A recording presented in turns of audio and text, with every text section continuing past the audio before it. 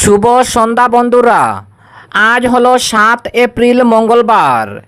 আজকের সন্ধ্যার বরাক উপত্যকার শ্রীভূমি, করিমগঞ্জ, শিলচর, হাইলাকান্দি সহ আসামের বিশেষ বিশেষ খবরগুলি হলো: অসম সহ সমগ্র বরাক উপত্যকায় ভূমিকম্প। ভূমিকম্পের উৎপত্তিস্থল ছিল হাইলাকান্দি। বিস্তারিত থাকবে প্রতিবেদনে। অসমে বিধানসভা নির্বাচনের প্রচারের আজ শেষ দিন। নির্বাচন কমিশনের নির্দেশ অনুযায়ী আজ বিকেল 5টায় বন্ধ হবে নির্বাচনী প্রচার। এমনকি আজ 5 ঘটিকার পর থেকে ফোন করে, মেসেজ দিয়ে, এমনকি সামাজিক মাধ্যমে ভোট চাওয়া নিষিদ্ধ। এক রাতেই ইরানকে নিশ্চিত করা সম্ভব, হুঙ্কার ট্রাম্পের। বিধানসভা ভোটের দুদিন আগেই ধাক্কা, কংগ্রেস ছাড়লেন সূর্যকান্ত এবং বিজেপিতে যোগদান। এবং আমার পরিবারের বিরুদ্ধে চক্রান্ত করেছে কংগ্রেস, ওরা আমাকে মেরে ফেলতে চায়, বললেন অসমের মুখ্যমন্ত্রী হিমন্ত বিশ্ব শর্মা। তাহলে বিস্তারিত খবরে যাওয়ার আগে অবশ্যই ভিডিওটিতে একটি লাইক দিয়ে চ্যানেলটি সাবস্ক্রাইব করে পাশের বেল আইকনটি বাজিয়ে রাখবেন এবং ফেসবুক পেজে দেখে থাকলে পেজটি ফলো করে ভিডিওটি শেয়ার করবেন, যাতে সঠিক খবরগুলি সবার কাছে পৌঁছাতে পারি। এবার শুনুন আজকের খবরের বিস্তারিত। প্রথম খবর, অসম সহ সমগ্র বরাক উপত্যকায় আজ অনুভূত হয়েছে ভূমিকম্প। এই ভূমিকম্পের উৎপত্তিস্থল ছিল হাইলাকান্দি জেলা। অসম রাজ্যে ভূমিকম্পের কম্পন অনুভূত হয়েছে। আজ মঙ্গলবার দুপুরে 2:18 এই ভূমিকম্পের কম্পন অনুভূত হয়। ন্যাশনাল সেন্টার ফর সিস্টেমোলজির তথ্য অনুযায়ী ভূমিকম্পের উৎপত্তিস্থল ছিল বরাক উপত্যকার হাইলাকান্দি জেলা। সংস্থার তথ্য অনুসারে ভূমিকম্পের মাত্রা ছিল রেকটার স্কেলে 4.8। এছাড়া ভূমিকম্পের উৎসস্থল ছিল ভূপৃষ্ঠ থেকে প্রায় 5 কিলোমিটার গভীরে। রাজ্যের একাধিক জেলায় এই কম্পন অনুভূত হয়েছে। এরই পাশাপাশি মেঘালয়, ত্রিপুরা, নাগাল্যান্ড, মিজোরাম, মণিপুর এবং বাংলাদেশের কিছু অংশে এই ভূমিকম্পের কম্পন টের পাওয়া গেছে। তবে এখন পর্যন্ত কোনো ক্ষয়ক্ষতির খবর পাওয়া যায়নি। এছাড়া আজ ভোর রাতে অর্থাৎ 3:52 অরুণাচল প্রদেশের পশ্চিম কামেং এলাকায় ভূমিকম্পের কম্পন অনুভূত হয়েছে। তার আগে রাত 12:53 মণিপুরের চূড়াচাঁদপুরেও কম্পন অনুভূত হয়। অপরদিকে অসমে বিধানসভার নির্বাচনের প্রচারের আজ শেষ দিন। নির্বাচন কমিশনের নির্দেশ অনুযায়ী আজ বিকেল 5টায় বন্ধ হবে নির্বাচনের প্রচার অভিযান। এমনকি আজ বিকেল 5 ঘটিকার পর থেকে ফোন করে, মেসেজ দিয়ে, এমনকি সামাজিক মাধ্যমে ভোট চাওয়া নিষিদ্ধ। অসম বিধানসভা নির্বাচনকে ঘিরে রাজ্য জুড়ে তুঙ্গে ওঠা নির্বাচনী প্রচার অভিযান আজ মঙ্গলবার বিকেল 5টায় শেষ হবে। নির্বাচন কমিশনের জারি করা বিবৃতি অনুযায়ী অসম বিধানসভার সাধারণ নির্বাচন উপলক্ষে রাজ্যের সব বিধানসভা আসনের জন্য নীরবতা পর্ব অর্থাৎ আজ 7 এপ্রিল সন্ধ্যা 5টা থেকে শুরু হবে। এই প্রক্রিয়া ভোট গ্রহণ শেষ হওয়ার 48 ঘন্টা আগে পর্যন্ত কার্যকর হয়।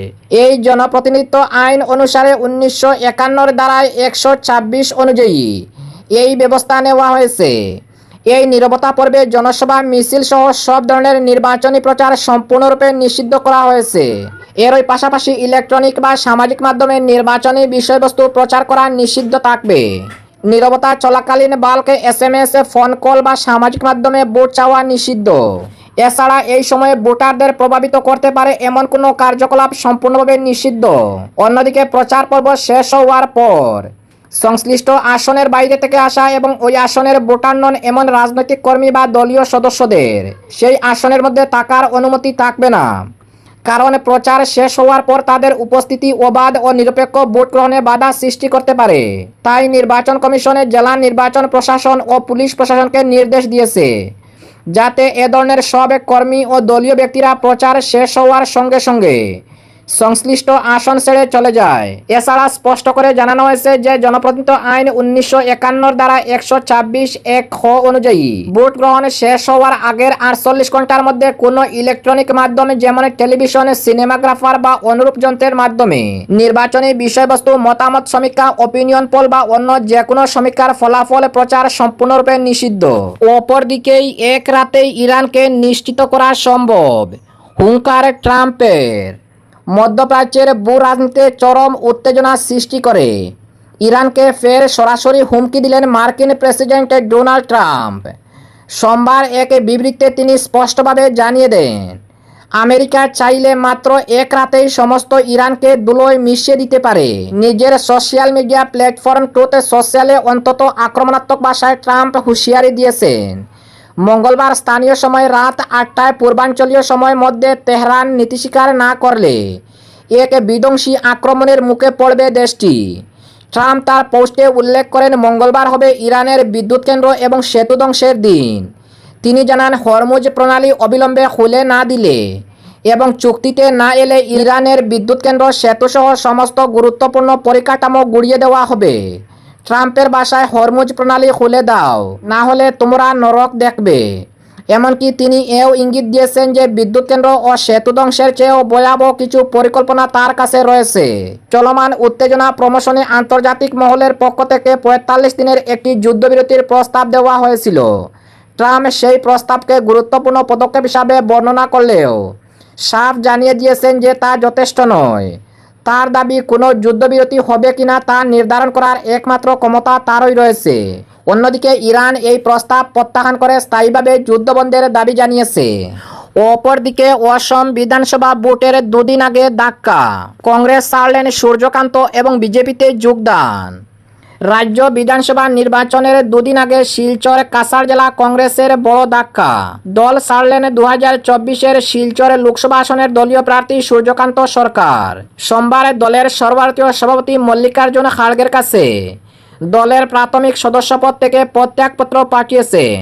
প্রত্যাগপত্রে সরকার উল্লেখ করেছেন, দলের প্রতি তার আন্তরিক নিষ্ঠা অবিচল অঙ্গীকার থাকা সত্ত্বেও দলীয় নেতৃত্বের খামখেয়ালিপনার জন্য প্রত্যাগ করতে বাধ্য হয়েছেন।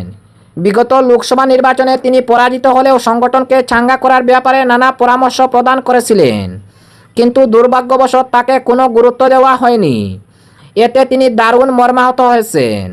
তার মনে হয়েছে তিনি তফসিলি সম্প্রদায়ের মানুষ হওয়ায় তাকে অবহেলা করা হয়েছে।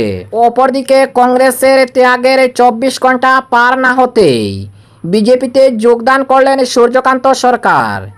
মঙ্গলবার সকালে তিনি ইটখোলা বিজেপি কার্যালয়ে পৌঁছেন এবং জেলা সভাপতি রূপম সাহা ও 2 সাংসদ পরিমল শুক্লবৈদ্য ও কোনাদ পুরকায়েস্তের উপস্থিতিতে গেরুয়া বসন পরিধান করেন তিনি সাংবাদিকদের মুখোমুখি হয়ে বলেন, সাধারণ মানুষের সেবার জন্য এই সিদ্ধান্ত নিয়েছেন। এবং আজকের শেষ খবরটি, আমার পরিবারের বিরুদ্ধে চক্রান্ত করেছে কংগ্রেস, ওরা আমাকে মেরে ফেলতে চায়, বললেন অসমের মুখ্যমন্ত্রী হিমন্ত বিশ্ব শর্মা। মুখ্যমন্ত্রী হিমন্ত বিশ্ব শর্মার স্ত্রী রিনিক ভুইয়া শর্মার বিরুদ্ধে 3 দেশের পাসপোর্ট টাকার অভিযোগ উত্থাপন করেছিল কংগ্রেস। তবে সোমবার মুখ্যমন্ত্রী প্রমাণসহ এই অভিযোগকে মিথ্যা প্রমাণ করে দেন। এদিন রাতে প্রচার শেষে তিনি জানান, 2 বছর ধরে তার এবং তার পরিবারের বিরুদ্ধে চক্রান্ত করে আসছে কংগ্রেস এবং তারা পাকিস্তানের সংযোগ থাকা একটি ফেসবুক গ্রুপ থেকে নকল তথ্য বানানোর কাজটি করেছে। মুখ্যমন্ত্রী বলেন, ওই চক্রান্তে কংগ্রেসের কেন্দ্রীয় এবং প্রদেশ কমিটির বিভিন্ন নেতা সহ রয়েছেন অসমের বেশ কিছু ব্যবসায়ী এবং সংবাদপত্রের সঙ্গে জড়িত লোকেরা।